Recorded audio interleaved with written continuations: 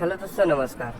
आज हम देखेंगे ऑनलाइन ईएसआई में सिकनेस लीव, जो लाइक बुखार या फिर वायरल फीवर होने पे जो 7 दिन 10 दिन या 15 दिन की छुट्टी लेते हैं ना, उसको कैसे सबमिट करना चाहिए। हाँ, उसको मतलब कई बार होता है कि आपका काम करने की जगह से ईएसआई ऑफिस बहुत दूर होता है। इतनी दूर होती है कि जाने आने में दिक्कत होती है। तो इसके लिए ऑनलाइन में भी क्लाइम सबमिट करने का, सिकनेस लीव सबमिट करने का एक प्रोसीजर है। आज इस वीडियो में हम पूरी तरीके से डिटेल से देखेंगे। आपको पता है ईएसआई लॉगिन कैसे करते हैं, साइन अप कैसे करते हैं? नहीं दे पता है तो आप पिछले ऊपर के प्लेलिस्ट में 2 वीडियो देख सकते हो। वहाँ हमने दिखवाया कि क्लियर तरीके से किस तरह आप लॉगिन कर सकते हो, साइन अप कर सकते हो। जैसे ही आप अपने पास वाले डिस्पेंसरी में जाके लीव सर्टिफिकेट्स ले लोगे, उसको लेके अपने पास रखना चाहिए। ऑनलाइन सर्टिफिकेट होगा तो बेहतर होगा। अगर ऑफलाइन या मैनुअल हाथ से लिखा हुआ होगा तो उसको आप मैनुअली अपलोड भी कर सकते हैं। इसके लिए जैसे आपको क्लाइम सबमिट करोगे ना, वहाँ आके सिकनेस या फिर अदर बेनिफिट्स बोल के है, उसको सेलेक्ट करना चाहिए। मानो कि यहाँ आपको दिख ही रहा होगा कि 4 सर्टिफिकेट दिख रहे हैं। मतलब कोई XYZ IP है, मतलब पेशेंट है जिसने ऐसे ले रखा है इतने दिनों के लिए। पूरा लीव मानो फर्स्ट और स्पेशल इंटरमीडिएट और फिट फाइनल मतलब फिट होता है। जैसे ही दिख रहा है ना, ये तीनों को सेलेक्ट करना चाहिए और कब से कब तक छुट्टी है ये डेट को मेंशन करना चाहिए हमको। ऐसा नहीं है कि एक सर्टिफिकेट लिए सबमिट कर दिए, नहीं, कम से कम 2 या 3 सर्टिफिकेट तक रुकना होगा। वो ऑनलाइन में डिस्प्ले हो जाएगा। वो सर्टिफिकेट नंबर को वेरीफाई करना होगा आपको। उसके बाद वो डेट्स फ्रॉम और टू डेट, कब से कब तक लीव थे, वो डेट सेलेक्ट करके सबमिट कर दीजिए।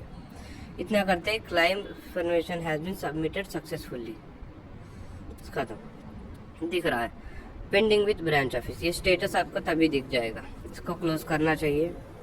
अब आपके जितने भी डाउट्स है, डाउट सेशन रखेंगे। जो डाउट्स होते हैं इसको ऑनलाइन में सबमिट करते वक्त, वो सब कुछ अब हम अच्छे से देखेंगे। पहली बात तो एलिजिबिलिटी होती है।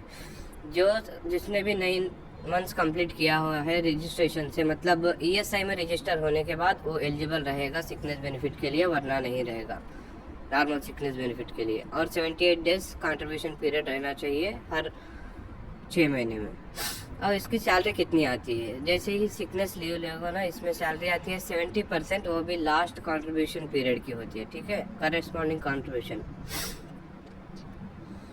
अब और बहुत बार यह होता है कि 7 दिन की लीव लिए हो तो 5 दिन का आता है। जो फर्स्ट टाइम जो भी छुट्टी लेता है ना एक पर्टिकुलर पीरियड 6 महीने में, तो उसको 18 डेज डिडक्शन बोल के 2 दिन कट किया जाता है। बट उसी पीरियड में अगर फिर से आप 15 दिन या फिर 10 दिन की ले रहे हो तो पूरी की पूरी पेमेंट मिल जाती है। सिकनेस किस किस के लिए लेते हो? लाइक फीवर, कोल्ड या छोटे छोटे और लॉन्ग लीव भी। मतलब कभी कभी ये होता है कि हाथ फ्रैक्चर होना या फिर कुछ होना, तो इस कंडीशन में आप डिस्पेंसरी डॉक्टर दे सकते हो। उसके बाद वहाँ से वो ईएसआई स्पेशलिस्ट डॉक्टर को रेफर करेंगे, वहाँ से आप ज़्यादा दिन का भी लीव ले सकते हो, जैसे कि 1 महीना जितना भी होता है। अभी कभी कभी होता है कि ब्रांच ऑफिस में आप तो बैंक वेरिफिकेशन करा सकते हो या फिर अपने HR में बात करके वहाँ से भी करा सकते हो बैंक अपडेशन। और जैसे ही लीव 90 डेज क्रॉस हो जाएगा ना, नॉर्मली किसी का भी लीव 90 दिन तक तो आसानी से आ जाता है। उसके बाद में जो लीव होता है उसके लिए ESB लेना पड़ेगा, मतलब चीफ डॉक्टर से रेफरल लेने के बाद ही पेमेंट आएगा, और तब का पेमेंट 80% आएगा। अभी तो मानो कि किसी ने एडमिट हुआ है कोई रेस्पेक्टिव हॉस्पिटल में, जैसे हॉस्पिटल या प्राइवेट हॉस्पिटल में हो, तो उनके लिए ये होता है कि ऑनलाइन में ही फॉर्म 10 वेरिफिकेशन किया जाएगा।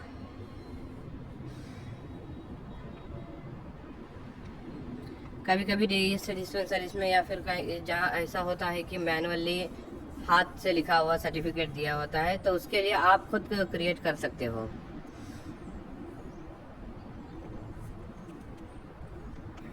आप ही खुद ये कर सकते हैं, डायरेक्ट अपलोड करके सबमिट कर सकते हो। अगर कभी कभी मान लो आप एक जगह काम कर रहे हो तो दूसरा ब्रांच ऑफिस दिखा रहा है, इसके लिए आपका ई पहचान कार्ड जो होता है उसमें देखना चाहिए कि कौन सा ऑफिस है मेरा, और जहाँ होता है वहाँ सबमिट करना चाहिए। वरना आपने HR से बोल सकते हो कि सबकोड क्रिएट करने के लिए उस पर्टिकुलर जगह की। अब डॉक्यूमेंट जो चाहिए सबमिट करने के लिए, सारे लीव सर्टिफिकेट, जैसे ही लीव शुरू होगी 4 दिन 5 दिन दिया होगा, उसके बाद वो 5 दिन के बाद जाना चाहिए और एक फॉर्म लेने के लिए।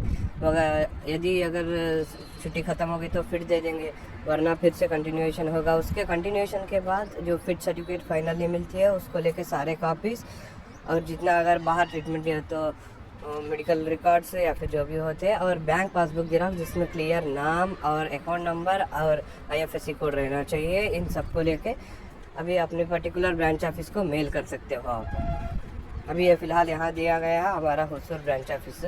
इसी तरह आप अपने पर्टिकुलर ब्रांच ऑफिस को ऑनलाइन में ही मेल कर सकते हो सब कुछ क्लियर कॉपीज़, ताकि हमारे पास भी रेफरेंस के लिए रहे। शुक्रिया।